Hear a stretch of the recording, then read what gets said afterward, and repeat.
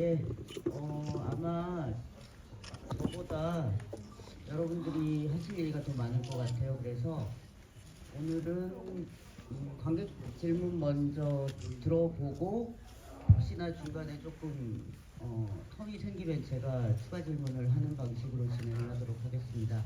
죄송한데 MC님, 저희가 혹시 인사. 실례가 안 되시면 먼저 인사를 좀 먼저. 예. 자, 일어나서 인사하시죠. 네, 반갑습니다. 리볼버 팀입니다.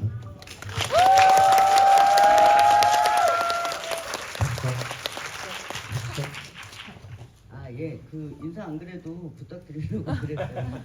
저 감독님부터 관객분들께 인사 한번 쭉 개인적으로 좀 전해주시죠. 네, 안녕하세요. 부산에서 또 여러분 뵙게 되니까 아주 기분이 좋습니다. 이렇게 또 만나뵙게 돼서 너무너무 영광입니다. 고맙습니다. 네, 반갑습니다. 리볼버에서 조재훈 사장 역할한 정만식입니다. 반갑습니다. 네, 반갑습니다. 본부장 역할을 했던 김정수입니다. 네, 부산 영화제에서 이렇게 만나 뵙게 될 수 있어서 정말 기쁩니다. 고맙습니다. 네, 안녕하세요. 신동호 역할 맡은 김준환입니다. 네, 만나게 돼서 반갑습니다.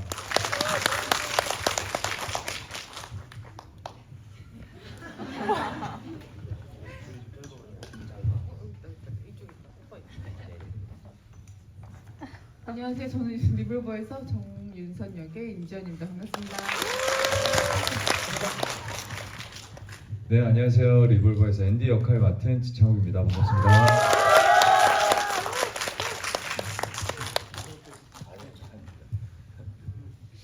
예, 아까 말씀드린 대로 질문 좀 생각을 해 두셨는지 모르겠네요. 손을 들어주시면은 저희 스텝이 찾아가도록 하겠습니다. 그 전에 잠깐 양해 말씀 부탁드리면요. 이 자리는 영화에 관해서 이야기를 하는 자리이기 때문에 리볼버를 여러분들이 보시고 나서 생긴 궁금증이나 질문에 대해서 좀 이야기를 나누는 시간이 됐으면 좋겠습니다. 예, 아까 손 드셨죠? 이 앞에 계십니다.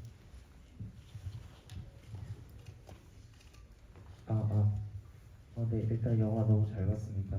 일단 간단하게 질문 드리고 싶은 건 저는 사실 전작 모래한을 너무 인상 깊게 봤고 개인적인 인생 영화였는데 일단 저번 같은 경우에는 그 주인공 역인 전도연 배우님 역할에 그 전적으로 맡기셨다 했는데 혹시 이번에도 배우분들께 전적으로 캐릭터를 맡기셨는지 궁금해서 질문 드리고 싶습니다.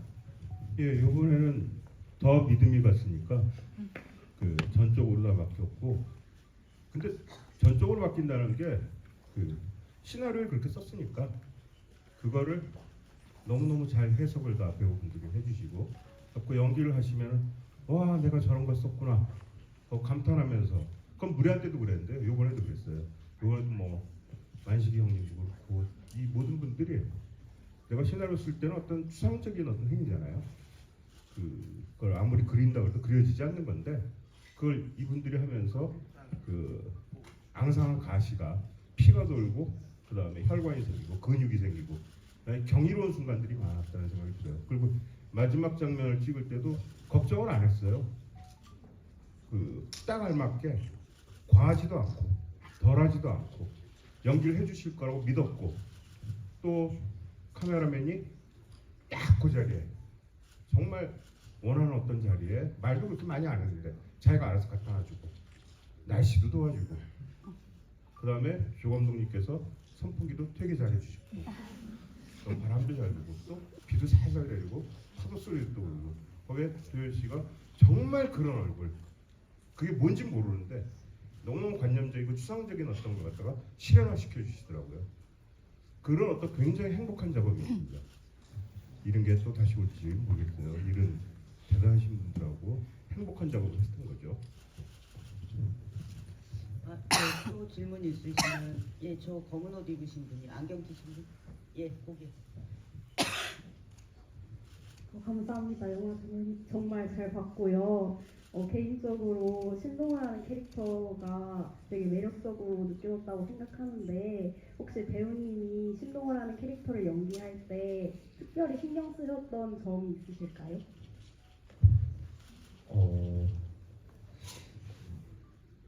뭐 항상 어쨌든 대본 안에 있는 게 어떤 걸 요구하는지를 좀 먼저 자연스럽게 좀 받아들여 보려고 했던 것 같고요. 아마 모든 배우분들이 다 그러시겠지만, 그리고 이제 더더군다나 이번 작품은 많은 배우분들이 출연하시고 전체적인 앙상블이랄까요?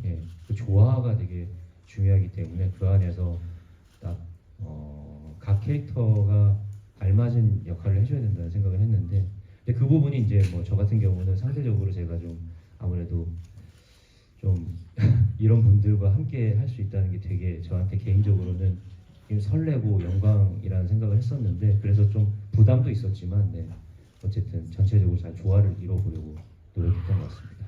살을 찌웠죠. 뭐 살을 찌웠네요. 인생 역대 최대 몸무게를 한번 찍어봤는데 그랬습니다. 저 연기 얘기가 나온 김에 그 정만식 배우님부터 해서 이 영화가 처음 등장할 때부터 각 인물들이 어떤 사람인지 대충 알 것 같았어요. 영화를 보면서 첫 등장할 때의 어떤 그 연기를 준비하실 때나 다른 배우들과 대화를 하면서 액션이 없어도 충분히 액션이 일어나는 것 같은 느낌이 많이 들었는데, 그런 부분에 대해서 좀 얘기해 주실 게 있으면 한 번씩 좀 듣고 이야기를 또 하도록 하겠습니다. 저는 이제 그 사거리 같은 인물이라고 저는 생각을 하거든요. 그렇게 생각을 했었어요. 근데 이제 이 거리가 길이 뭐 징검다리 있잖아요. 돌로 이렇게 돼 있는 거, 또는 뭐 사다리 이런 길이 아니라, 되게 어려운 길이 아니라 쉽게 드나들 수 있는 그 사거리, 그 길 같은 존재라고 생각을 했습니다. 다 저를 통해요. 다 저 통해서 만나고 있고, 그래서 문제의 시발점을 찾고자 했을 때 요 무리들을 만나기, 물론 이제 다가오는 이윤선도 있었지만은 직접 찾아오는 사람이 저가 제일 먼저 찾아오잖아요. 그 사거리 중심에 이제 딱 서신 거죠. 저기 뭐야, 하수영. 하수영이 오래되셔요. 얘기 나왔죠. 지금도 많은 작업들을 하고 있었어요. 그래서 그런 역할들을 해내야겠다라는 생각이 들어서, 뭐 그냥 우리가 보통 다니는 길같이 그냥 그렇게 있으면 되겠다라는 생각이 들어서 뭘 많이 준비는 저는 하지 않았습니다. 다행히 의상팀이라든지 분장팀에서 많이 도움을 주신 그대로만 가지고 해도 되겠다라는 생각이 들어서 했더니 서울에서 있었던 GV에서 우리 정우성 형님이 걔는 왜 연기를 안 하는지 모르겠다고 원래 제 모습을 하는 것 같다고, 뭐 그것도 반영을 시키는 거죠. 다 연기할 때는 뭐 꼭 뭔가를 캐릭터를 그 연구하고 막 만들려고 애쓰는 것보다는 저 안에 있는 것들을 먼저 좀 파악을 해보고 이것도 쓸 수 있지 않을까라고 해서 이제 자꾸 접근을 시켜보거든요. 그러면서 이제 간을 맞추죠. 그래서 적당한 맛이 생기면은 감독님이 지금이 딱 좋은 것 같다라고 했을 때 이제 진행을 하는 걸로 저는 이렇게 작업을 하고 있었습니다. 저는 첫 등장이 이제 그 이스턴 프라미스 이제 그 대표님 뵙고 이제 그 앤디 상황을 보고하는 씬인데, 사실 이스턴 프라미스라는 그 회사의 사이즈와 그다음에 좀 그 범접하지 못한 약간 그런 느낌을 주려면은 대표님한테 보고할 때 감정을 최대한 배제하면서 정확하게 정보 전달하는 그런 좀 그런 느낌의 본부장이어야 되겠다. 그래서 실제로 이제 그 잔잔한 일들은 대표님 귀에 들어가지 않는 정도의 선에서 해결할 수 있는 그런 좀 단단함이 있는 인물이어야 되겠다. 그런 생각을 한번 첫 씬을 찍었던 것 같습니다. 저 같은 경우는 뭐 처음에는 이 사람이 어떤 속내를 가지고 있는지가 좀 숨겨졌으면 하는 그런 뭐 개인적인 해석이랄까, 그 대본이 그렇게 알려준다고 느껴졌기 때문에 그러면서도 좀 자연스럽게 시간이 지나면서 묻어나게끔 하려고. 그래서 하수영이라는 사람 앞에서 어떤 가면을 쓰고 등장할 것인가. 예, 멋있는 척을 해야겠다. 그게 멋있는 척 한 겁니다, 여러분. 나쁘지 않으시겠죠? 그렇습니다. 예, 남자다운 척 하고 앉아 있었던 기억이 납니다. 예. 노련한 점. 네.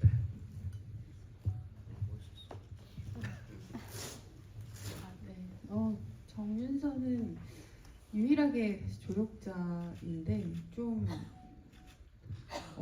그래서 그런지 조금 매력적인 언더커버였으면 좋겠다는 생각이 가장 컸던 것 같아요. 그래서 귀여웠으면 좋겠다. 그리고 그러니까 처음에는 얘가 조력자인지 아니면 배신자인지 좀 알 수 없는 컨셉에 집중을 했고 또 점점점 그 관계 만난 인물들마다 변해가는 정마담에 좀 집중을 많이 했던 것 같습니다.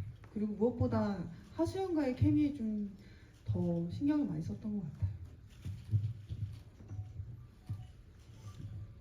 네, 처음에 글을 봤을 때 굉장히 막막했던 기억이 있었던 것 같아요. 사실 앤디라는 인물도 그렇고 이게 제가 가져갈 수 있는 어떤 그런 단서들이 사실 좀 제 입장에서는 좀 적었던 것 같고요. 그래서 감독님이랑 캐릭터에 대한 이야기를 굉장히 많이 했던 기억이 나고, 그리고 정말 그래서 이 사람들이 가지가지 한다 약간 이런 생각이 좀 많이 들었던 것 같고요. 네, 굉장히 하찮은 사람들이 모여서 가지가지 하고 있다 이런 생각이 좀 들었던 것 같은데요. 그 와중에 앤디가 정말 가지가지 한다 이런 생각을 굉장히 많이 했고, 그리고 이 사람이 되게 궁금한 인물로 나오지만 뒤로 갈수록 생각보다 하찮은데 이런 행동들을 굉장히 많이 하는데요. 그런 거에 저는 좀 중점을 많이 뒀던 것 같고요. 그러면서 뭐랄까 이 3인방, 4인방, 이 5인방 인물들의 어떤 그런 조화, 네, 이런 하모니 이런 것들을 좀 더 많이 생각을 하지 않았나, 네, 이런 생각이 듭니다. 네. 예, 관객 이야기 좀 들어볼까요? 질문 있으시면. 예, 저기 회색 옷이신가요?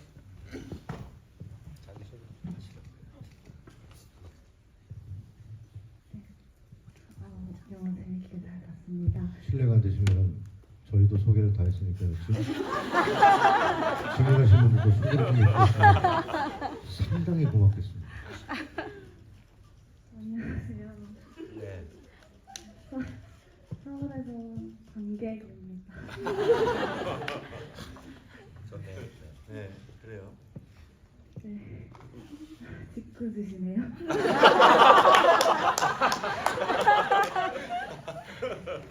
미안해요. 네, 제가 질문을 까먹은 것 같아요. 저 앤디와 누나의 마지막 결말에 남긴 반전에 대해서 되게 흥미롭게 생각하고 영화가 끝나니까 되게 더 흥미롭게 느껴지더라고요. 그래서 감독님이나 스타운 배우님께서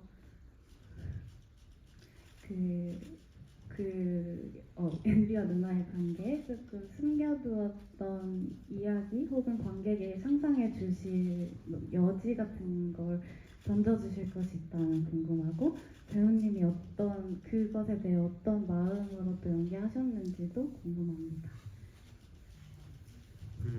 전 반전이라기보다는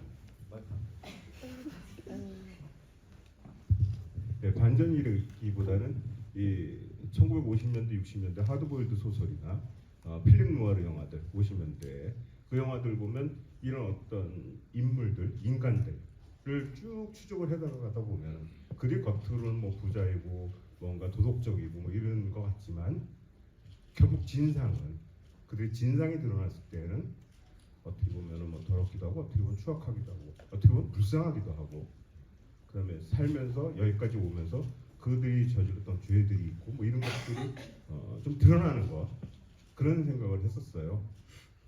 그래서 이 둘의 관계로서 대한민국 사회, 이 세상에서 그 정점, 하여튼 그 위까지 올라간 사람들이 어떤 죄를 저지르면서 여기까지 올라가고 어떤 고통 속에서 올라가거나 이런 어떤 것들을 좀 보여주고 싶어서 마지막에 그런 설정을 했어요. 제가 굳이 뭐 반전이어서 다 뒤엎는다 이건 아닌 것 같았었고요. 저도 좀 듣고 싶어요. 앤디는 어떤 생각을 했는지. 네. 네, 저는 별 생각하지 않았습니다. 네, 일단 그 마지막 장면의 엄마와의 장면은 사실 그거 이상의 그 어떤 더 특별한 해석이라던가 더 고민을 하지 않았던 것 같아요. 사실 그 장면에서 저는 그냥 사실 그 글 안에서 다 충분히 표현이 되어진다고 생각을 했고, 단지 저는 사실 엄마의 관계 때문에 앤디라는 캐릭터에 대해서 조금 더 많은 이 사람에 대한 단서를 좀 오히려 더 많이 찾았던 것 같고요. 엄마의 관계에서부터. 네, 그랬을 뿐이고 그 장면 자체는 사실 그냥 그렇게 개인적으로는 큰 고민을 하지 않고 촬영을 했던 것 같아요. 그 약간의 부연을 하자면 이 앤디 같은 경우에 어머니가 어린 시절에 그한 16살 이때 나와서 살 수가 없으니까 앤디 보고 그 엄마를 못 부르게 했어요.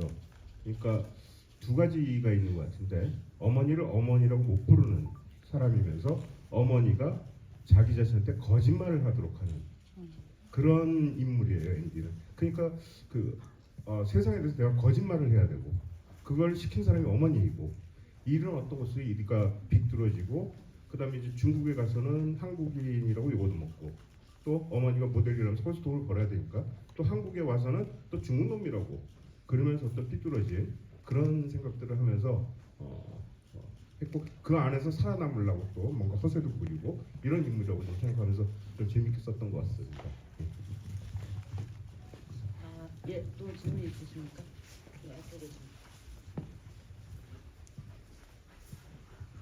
안녕하세요. 부산에서 온 정준이라고 합니다. 김준하 배우님께 질문을 드리고 싶은데요. 아까 받으셨던 질문이랑 비슷한 결이긴 한데, 일전에 어느 인터뷰에서 대본 속 인물을 실존한다 생각하고 나 하나만큼 철저히 편이 돼야 된다라고 이렇게 대변을 하셔야 된다고 말씀하셨는데, 혹시 이번 리볼버에서도 신동을 칼을 맡으시면서 악역인데 그렇게 대변하셨는지 궁금합니다. 대변 역시 사람은 잘못 뿌린 대로 잘 죄송합니다. 그렇죠. 뭐 이게 사실은 아무리 이렇게 남들이 봤을 때 하찮은 인물이라도 자기 자신의 삶에서는 철저히 자기 편에 서서 자기가 자기한테 유리한 쪽으로 해석하려고 하고 유리한 쪽으로 풀어가려고 하는 거잖아요. 그래서 제가 마지막에 신동호라는 캐릭터가 그 총을 쏘지 않는 이유에 대해서도 사실은 뭐 그런 질문을 예전에 해주신 적도 있었는데,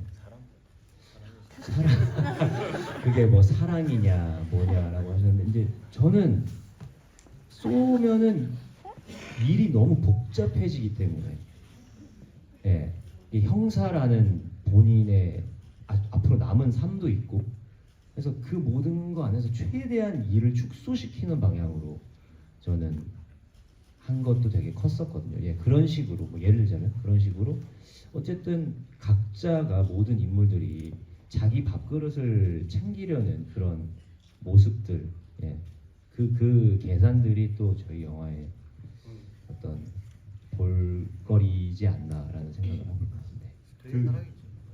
그 어떤 감독님께서 이 리볼버를 보고 그런 말씀을 하시더라고요. 전체 이야기는 다 장르인데 이 속에 처해 있는 모든 인물들은 사람을 쉽게 죽이거나 이러지 않는 것 같은 현실 세계 있잖아요. 지금 김준환 배우께서 말씀하셨다시피 일이 커지잖아요. 그다음에 그거는 하수영 같은 경우도 마찬가지로 또다시 감방을 가잖아요. 근데 감방 가는 게 이게 어마어마한 일이거든요.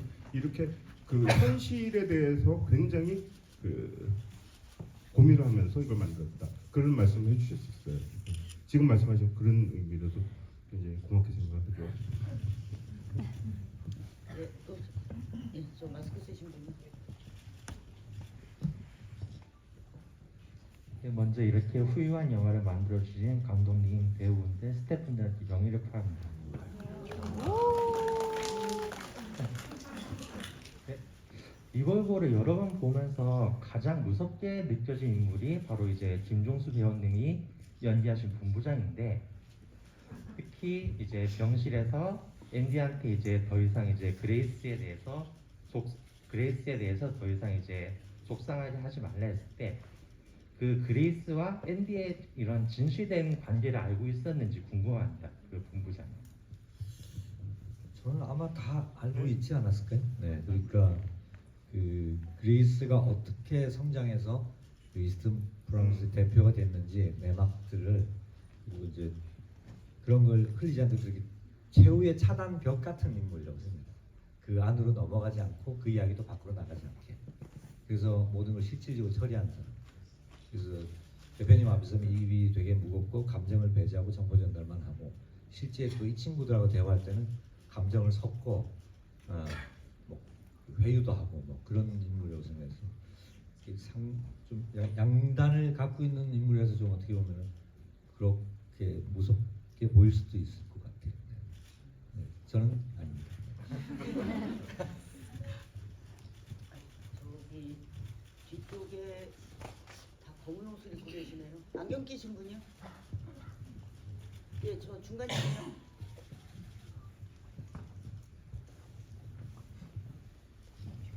그 뒤쪽입니다. 예, 예, 지금 손 들고 계신 분. 아, 그럼 먼저 이야기하고 하세요. 예, 예. 이쪽 라인인데. 네, 잘 됐네요. 늦었네요. 안녕하세요. 실패. 영화 잘 봤습니다.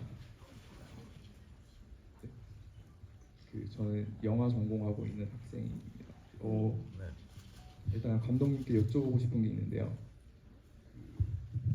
이번 이 영화가 가면 갈수록 약간 코미디적 요소가 더 많이 생겼던 것 같은데, 관객들에게 약간 어떤 식으로 받아들여졌으면 좋겠는지 한번 여쭤보고 싶고요.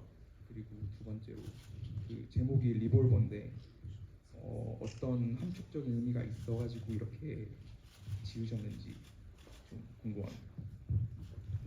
그 첫 번째 질문 같은 경우에는 좀 어처구니 없는 상황들로 좀 이해했으면 좋겠다는 생각을 했어요. 근데 그건 이제 킬리만자로 때도 굉장히 앞으로 일어날 일이 끔찍하고 뭐 이럴 것 같은데, 거기서 하는 인간들의 행동은 너무너무 바보 같고, 근데 그게 저는 인간들이 다 그렇다고 생각을 하거든요. 여기에서도 뭔가 대단한 어떤 일인 것 같은데 그 안에서 계속 실수들을 하고, 그리고 자기들 자신의 어떤 비어져는 바보 같음이 좀 드러나고, 이 도시에 살던 사람들이 숲속으로 가면서 거기에서 적응이 안 돼갖고, 그래서 여러 가지 난관에 이렇게 어쩔 줄 몰라하고 이런 것도 있고, 사랑하냐? 총 못 쏘고 그때도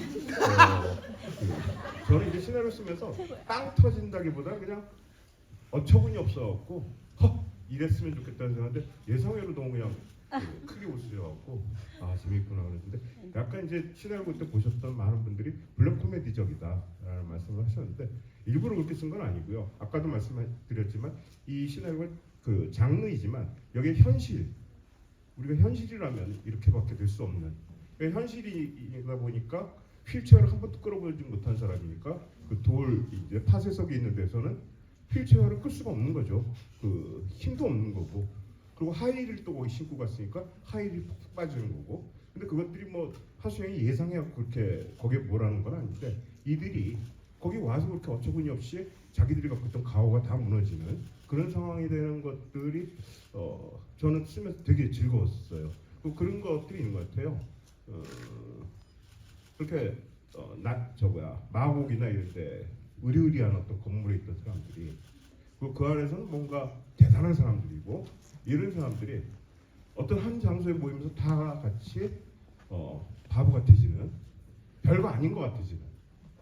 그렇게 현실적으로는 굉장히 어떤 못된 범죄들을 저지르고 그런 사람들인데 이들이 어떤 장소에 갔다 왔을 때 다 별거 아닌 존재 같이 되는, 그래서 좀 조롱하고 조롱당하고 이런 느낌이었으면 좋겠다 생각을 했고, 그것들을 좀 많이 좀 생각을 했던 것 같아요. 그리고 리볼버는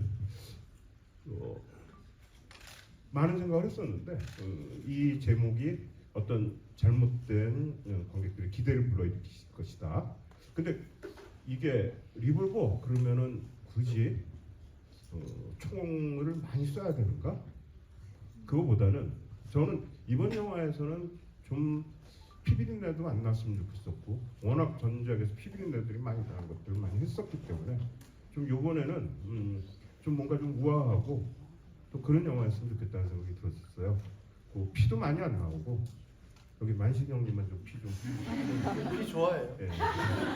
근데 이 리볼버라는 의미가 갖고 있는 권총이고 사람을 죽이는 도구고, 그 도구가 우리한테 그러니까 이 주인공한테 필요한 건 사람을 죽일 때만 필요한 것인데 그걸 끝까지 안 쓰는, 그리고 이 영화의 주제라고 생각할 수 있는 죄를 한번 저지른 사람이 또 다음 죄를 짓지 않는, 끝까지 그 죄를 안 지으려고 하는, 저는 인간이 가장 위대할 때가 그런 때라는 생각이 들어요.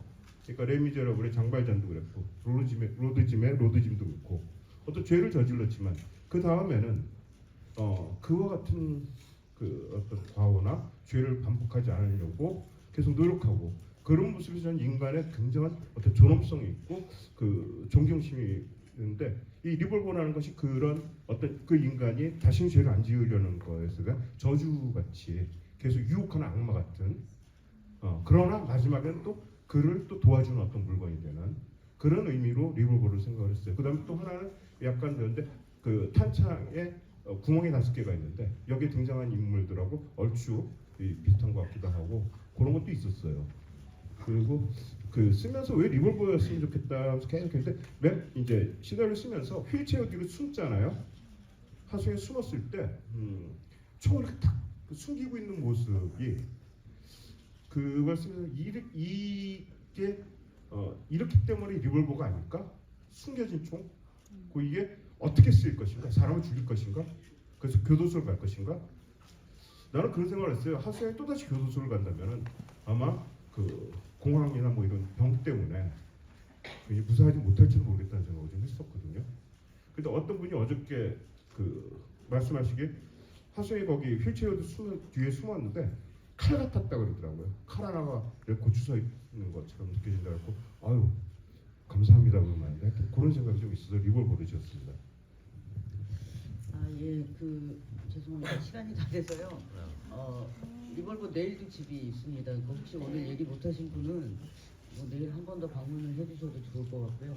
티켓이 없어요. 지창욱님부터 너무 티켓이 없어. 지금 마지막 인사 관객들에게 인사 말씀 전해 들으면서 이제 좀 마치도록 정리하도록 하겠습니다. 네, 굉장히 재밌었고 아쉬운 30분의 GV였던 것 같습니다. 네, 이렇게 보러 와주셔서 진심으로 감사드리고요. 네, 감사합니다.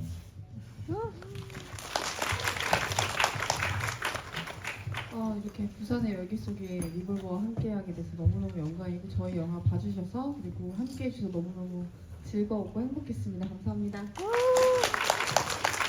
네, 또 부산영화제에서 이렇게 리볼버를 찾아주신 관객분들과 함께해서 너무 뜻깊었고요. 네, 의미 있는 질문들 많이 해주셔서 너무 감사했습니다. 네, 조심히 돌아가십시오.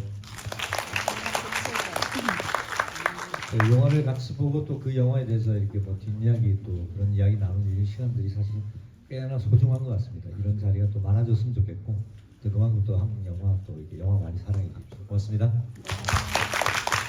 네, 감사합니다. 지금 말씀드리는 그 인사를 드리는 중에도 이렇게 나가시는 분들은 지금 다음 영화 아마 시간 때문에 나가시는 걸로 저는 그렇게 알고 있는데, 이렇게 촘촘하게 시간표대로 영화를 보고 계시는 이 모습에 너무나 같이 이렇게 영화를 하는 사람들로서 정말 너무 감사드리고요.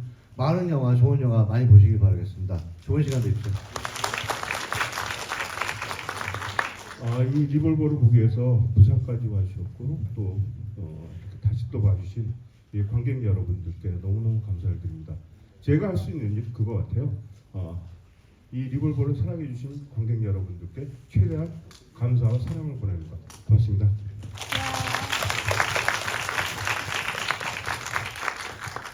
예, 함께 자리해 주시고 되게 좋은 질문들 많이 해주신 관객 여러분께 감사드리고요.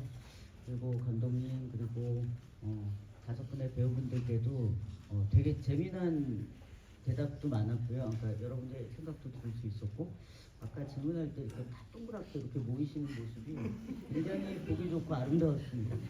예, 6분께 감사드리면서 이상 관객과의 대화를 마치도록 하겠습니다. 고맙습니다. 감사합니다. 자, 인사드리겠습니다. 차렷 인사.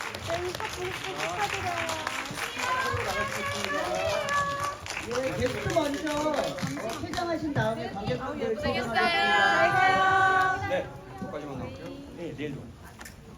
저희 관객 퇴장은 1분 후에 일괄 퇴장하도록 하겠습니다. 저희 관객분들의 안전을 위해서 잠깐 앉아 계셨다가